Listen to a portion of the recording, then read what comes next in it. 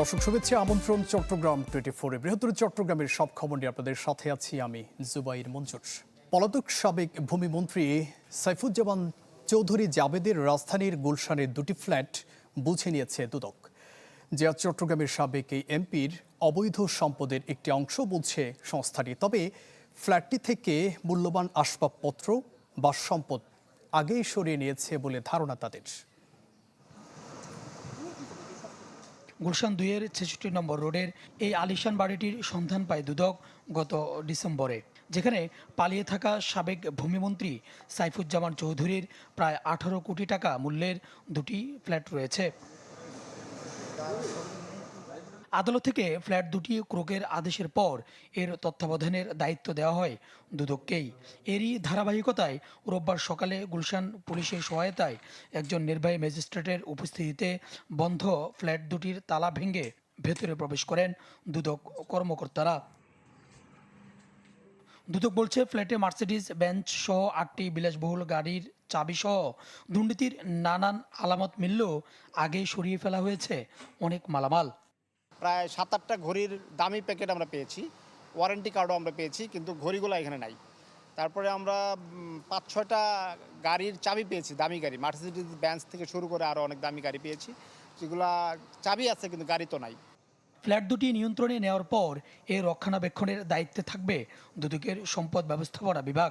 পরবর্তী সময়ে আদালতের নির্দেশনা অনুযায়ী এই সম্পত্তির বিষয়ে পরবর্তী আইনি পদক্ষেপ নেওয়া হবে। ফ্ল্যাট দুটিতে প্রবেশ এবং ফ্ল্যাট দুটি থেকে কি আছে না আছে সেটা আমরা আইডেন্টিফাই করে রিসিভার হিসেবে সম্পদ ইউনিটকে আমরা বুঝিয়ে দেওয়ার জন্য এসেছি। দুদক জানিয়েছে, সাবেক এই ভূমিমন্ত্রীর বিরুদ্ধে বিশ্বের 9টি দেশে 10,000 কোটি টাকা অর্থ পাচারের প্রমাণ পেয়েছে।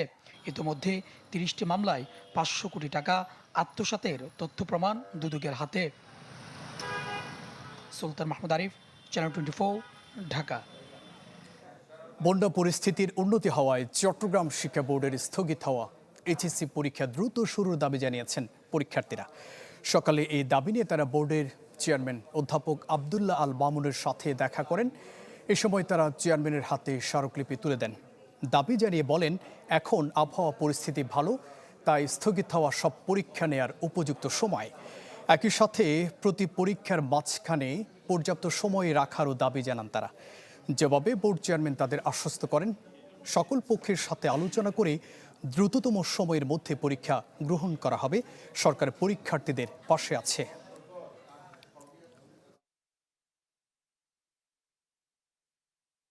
প্রথম দাবিটি হলো যত দ্রুত সম্ভব পরীক্ষাটা শুরু করে দেওয়া উচিত। আমরা ইতিমধ্যেই অন্যান্য বোর্ডের শিক্ষার্থী থেকে প্রচুর পিছিয়ে পড়েছি, যা আমাদের ভবিষ্যতে ভর্তি পরীক্ষার জন্য খুবই ক্ষতিকর বলে আমরা মনে করছি। এবং দ্বিতীয় দাবিটি হলো পরবর্তী যখন পরীক্ষাটি শুরু করা হবে তার মধ্যে প্রতিটি বিষয়ের মাঝে যাতে পর্যাপ্ত পরিমাণ গ্যাপ দেওয়া হয়। আমরা বাকি যে 4টি অথবা 5টি বিষয়ের পরীক্ষা রয়েছে সকল বোর্ডের সাথে, সারা দেশের সকল বোর্ডের সাথে অভিন্ন প্রশ্নপত্রে আমরা পরীক্ষা দিতে চাই। যত দ্রুত সম্ভব আমরা পরীক্ষাটা শুরু করব এবং আমরা চাইব যে চলমান পরীক্ষা যেদিন থেকে শুরু হবে সেই দিনের পরীক্ষাগুলো চলবে। আর যে পরীক্ষাগুলো বন্ধ হয়েছে, যেগুলো চট্টগ্রাম শিক্ষা বোর্ডে অনুষ্ঠিত হয় নাই, সে পরীক্ষাগুলোর আমরা দ্রুত রুটিন দিয়ে দিব এবং আমরা সিরিয়াল মেনটেন করার চেষ্টা করব। চট্টগ্রামে ইন্টারনেট সেবাদানকারী প্রতিষ্ঠান ডিডিএনে হামলা, লুটপাট হয়েছে শীর্ষ সন্ত্রাসী ডেভিড ইমনের পরিকল্পনা ও নির্দেশে। 2 কোটি টাকা চাঁদা দাবি করে না পেয়ে সে এমন ঘটনা ঘটিয়েছে। হামলার ঘটনায় 9 জনকে আটকের পর এমন তথ্য জানিয়েছেন র্যাব 7-এর অধিনায়ক লেফটেন্যান্ট কর্নেল হাফিজুর রহমান। দুপুরের ব্রিফিংয়ে তিনি জানান, হামলার ঘটনাটি পরিকল্পিত। চাঁদা দাবির পর না পেয়ে হামলার জন্য তারই সহযোগী মাইকেলকে দায়িত্ব দেয়। তার নেতৃত্বে পুরো পরিকল্পনা সাজিয়ে 13 জুলাই বাকুলি অ্যাক্সেস রোডে ডিডিএন কার্যালয়ে হামলা চালায় 30 থেকে 40 জন। তারা লুট করে 35 লাখ টাকা। ডেভিড ইমনকে ধরার চেষ্টা চলছে বলেও জানান র্যাব অধিনায়ক। ডিডিএনে হামলায় পুলিশ ও র্যাব মিলে পর্যন্ত 21 জনকে আটক করে।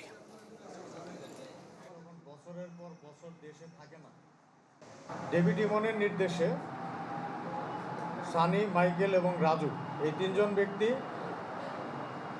চকবাজার, বাকুলিয়া, বদ্দারহাট, রাউজান এই বিভিন্ন এলাকা থেকে বেশ কিছু লোকজন সংগ্রহ করে এবং তাদেরকে দিয়ে দেশীয় অস্ত্র দিয়ে এই প্রতিষ্ঠানে হামলা চালায়। তারা প্রাথমিকভাবে এসে বদ্দারহাট এলাকায় একটি জায়গায় বাসে করে আসে, সেখান থেকে অটোরিকশাতে করে বিভিন্ন দলে বিভক্ত হয়ে বাকুলিয়া এক্সপ্রেস রোড এলাকায় গমন করে। সেখানে গমন করার পর তারা ছোট একটি দলকে বাকুলিয়া এক্সপ্রেসওয়ে এলাকায় রাস্তার মধ্যে নিয়োজিত করে রাখে, যাতে র্যাব, পুলিশ বা অন্যান্য আইন শৃঙ্খলা রক্ষাকারী বাহিনীর সদস্যরা আসছে কিনা এটা নজরদারি করার জন্য। আরেকটি গ্রুপকে সেই বিল্ডিংয়ের নিচে এবং আশেপাশের এলাকায় খুব সাধারণ মানুষের বেশে অবস্থান গ্রহণ করে থাকে, যাতে পরবর্তীতে রিইনফোর্সমেন্ট প্রয়োজন হলে তারা পৌঁছাতে পারে। এবং মূল দল যারা হামলা করেছে 20 জনের একটি দল উক্ত প্রতিষ্ঠানে প্রবেশ করে এবং সেখানে যেয়ে হামলা, ভাঙচুর এবং লুটপাট করে। চট্টগ্রামের সীতাকুণ্ডে আলাদা দুর্ঘটনায় প্রাণ গেছে 3 জনের, আহত অন্তত 10 জন। সকালে ঢাকা চট্টগ্রাম মহাসড়কে একটি দুর্ঘটনা ঘটে কুমিরায়। সেখানে জোনাকি পরিবহনের বাস নিয়ন্ত্রণ হারিয়ে উল্টে যায়। এতে অন্তত 11 জন আহত হন। তাদের উদ্ধার করে চট্টগ্রাম মেডিকেলে পাঠানো হলে সেখানে একজনের মৃত্যু হয়। অন্য দুর্ঘটনাটি ঘটে রয়্যাল গেট এলাকায়। রাস্তা পার হবার সময় দ্রুতগামী একটি গাড়ি চাপা দিলে অজ্ঞাত পরিচয় এক ব্যক্তি মারা যান। এছাড়া সীতাকুণ্ড রেল স্টেশনে চট্টগ্রামগামী উদয়ন এক্সপ্রেসে কাটা পড়ে মারা গেছেন নিজামুদ্দিন নামে এক বৃদ্ধ। কারো বীজতলা, কারো ফলের বাগান, আবার কারো নষ্ট হয়েছে সবজি ক্ষেত। বানের পানিতে সব হারিয়ে কক্সবাজারের 10 উপজেলার 43,000 কৃষকের ঘরে এখন হাহাকার। কৃষি বিভাগ বলছে বন্যা সহিষ্ণু জাতের ধান, আগাম সবজি আর মরিচ চাষ করা গেলে কিছুটা হলেও ক্ষতি কাটিয়ে ওঠা সম্ভব।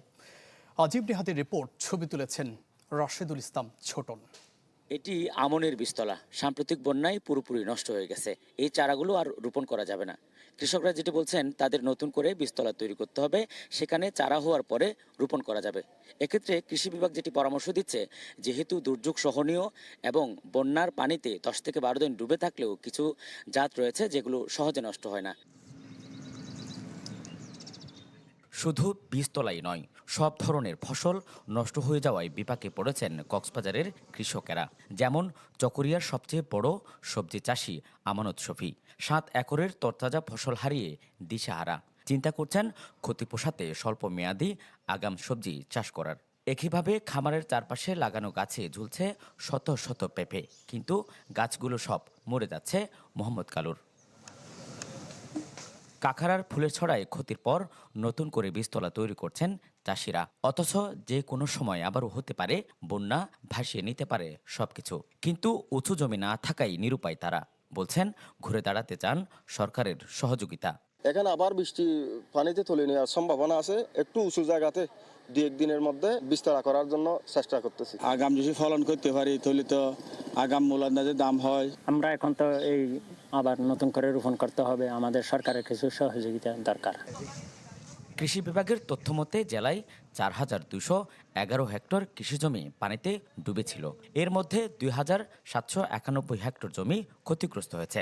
ধানের বীজতলা নষ্ট হয়েছে 470 হেক্টর, আর 995 হেক্টর নষ্ট হয়েছে সবজি। 43,211 জন কৃষকের ক্ষতি প্রায় 86 কোটি টাকা। কৃষি বিভাগ বলছে কৃষকদের বিনামূল্যে দেওয়া হবে বীজ ও চারা। দুটো ফসল এখন আমরা পরামর্শ দিই কৃষকদেরকে, বস্তায় আদা চাষ এবং মরিচ চাষ। এটি হচ্ছে বস্তায় মাটি দেওয়ার পর এই বস্তাটা যে কোনো 2 ইট বা 3টে ইটের উপর রেখে যে কোনো শুকনো জায়গায় সে রাখতে পারে এবং চারাটা লাগা দিবে। এই বৃষ্টিতেও এই চারাটা তার বাড়ির আশেপাশে যে জায়গাগুলো তো সে রাখতে হবে। শুধু আমন বা সবজি নয়, আকস্মিক বন্যায় পানের বরজ থেকে শুরু করে চাষাবাদের সব প্রস্তুতি ভেস্তে গেছে কৃষকদের। এমন সংকটে প্রণোদনায় যেন অনিয়ম না হয় সে ব্যাপারে আগাম সতর্ক থাকার তাগিদ দেন চাষিরা। আজিব নিহাত, চ্যানেল 24, কক্সবাজার। সরকারের আগাম পদক্ষেপের কারণে সাম্প্রতিক বন্যায় জানমালের ক্ষতির পরিমাণ অনেক কম হয়েছে, এমন কথা বলেছেন পার্বত্য চট্টগ্রাম বিষয়ক প্রতিমন্ত্রী মীর মোহাম্মদ হেলাল উদ্দিন। সকালে তিনি খাগড়াছড়ির মহালছড়িতে বন্যা পরবর্তী ত্রাণ সহায়তা বিতরণ অনুষ্ঠানে বলেন, দুর্গত মানুষের দুর্দশার কথা চিন্তা করে সরকার বিশেষ খাদ্য সহায়তা কর্মসূচি চালু করেছে। এতে স্বল্পমূল্যে হতদরিদ্ররা খাদ্য সহায়তা পাবে। সরকারের সহায়তা থেকে কেউ বাদ যাবে না বলেও জানান প্রতিমন্ত্রী। স্থানীয় সংসদ সদস্য ওয়াদুদ ভূঁইয়া ও প্রশাসনের কর্মকর্তারা এ সময় উপস্থিত ছিলেন। পার্বত্য অঞ্চল বাংলাদেশের জন্য একটি বিশেষ এলাকা। আমাদের মাননীয় প্রধানমন্ত্রী যে রংধনু জাতি গঠনের প্রত্যয় ব্যক্ত করেছিলেন, সেই প্রত্যয়ের আবার উনি এটাকে প্রতিষ্ঠিত করলেন যে শুরুর থেকেই নিয়ে এরকম বাংলাদেশের ইতিহাসে হয়নি যে যেদিন প্রথম বর্ষণ হলো সেদিনই 1300 মেট্রিক টন চাল পার্বত্য মন্ত্রণালয় থেকে এই 3 ডিস্ট্রিক্টে বরাদ্দ দেওয়া হলো এবং লাগাতার একটার পর একটা ওনারা কিভাবে আরও স্বস্তিতে আসতে পারেন, ওনারা কিভাবে আবার স্বাভাবিক জীবনে ফেরত আসতে পারেন সে ব্যবস্থাগুলো করা হচ্ছে। হেয়ারকাট বাতিলে অর্থমন্ত্রীর ঘোষণা অনুযায়ী প্রজ্ঞাপন জারির দাবিতে চট্টগ্রামে বিক্ষোভ করেছেন সম্মিলিত ইসলামী ব্যাংকের গ্রাহকরা। সকালে নগরীর লালদিঘির পাড় এলাকায় প্রথমে ইউনিয়ন ব্যাংক ও ফার্স্ট সিকিউরিটি ইসলামী ব্যাংকের সামনে বিক্ষোভ করেন তারা। পরে ব্যাংকের ভিতরে গিয়ে টাকার জন্য চাপ দেওয়া হয় কর্তৃপক্ষকে। তবে জাতীয় সংসদে হেয়ারকাট বাতিলের ঘোষণা দেয়া হলেও এখনও প্রজ্ঞাপন না হওয়ায় টাকা দিতে অপারগতা জানান কর্মকর্তারা। 5টি সম্মিলিত ইসলামী ব্যাংকে সম্প্রতি ঘোষিত আমানতের সুদের হার নিয়েও শঙ্কা জানান গ্রাহকরা।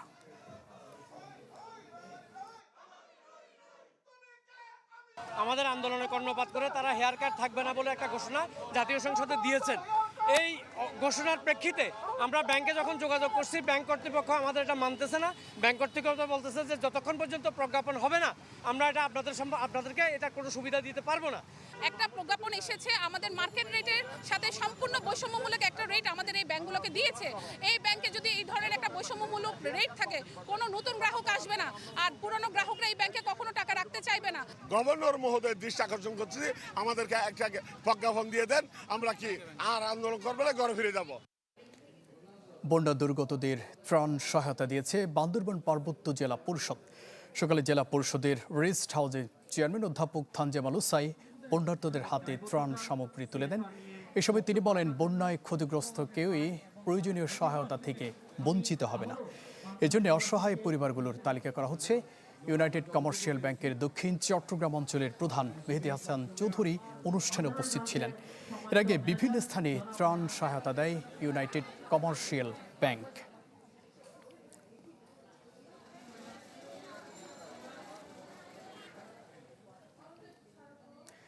অস্বাস্থ্যকর খাদ্যাভ্যাস, মানসিক চাপ ও পর্যাপ্ত ঘুমের অভাবে মানুষের দীর্ঘমেয়াদী রোগের বড় কারণ।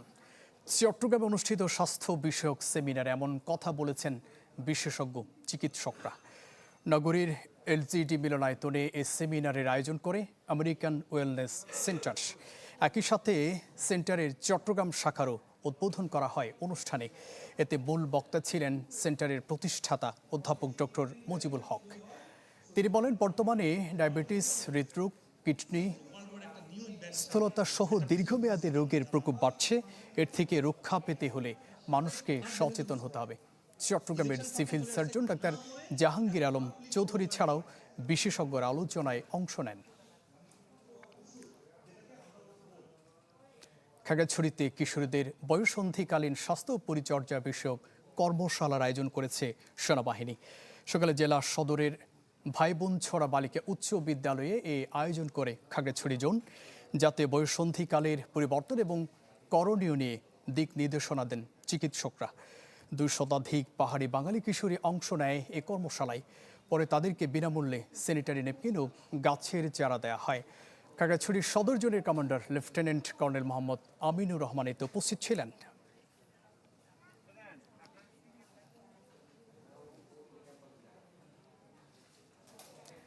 দর্শক, ছিল চট্টগ্রাম 24-এর এখনকার আয়োজনে। এতক্ষণ সাথে থাকবার জন্য ধন্যবাদ সবাইকে।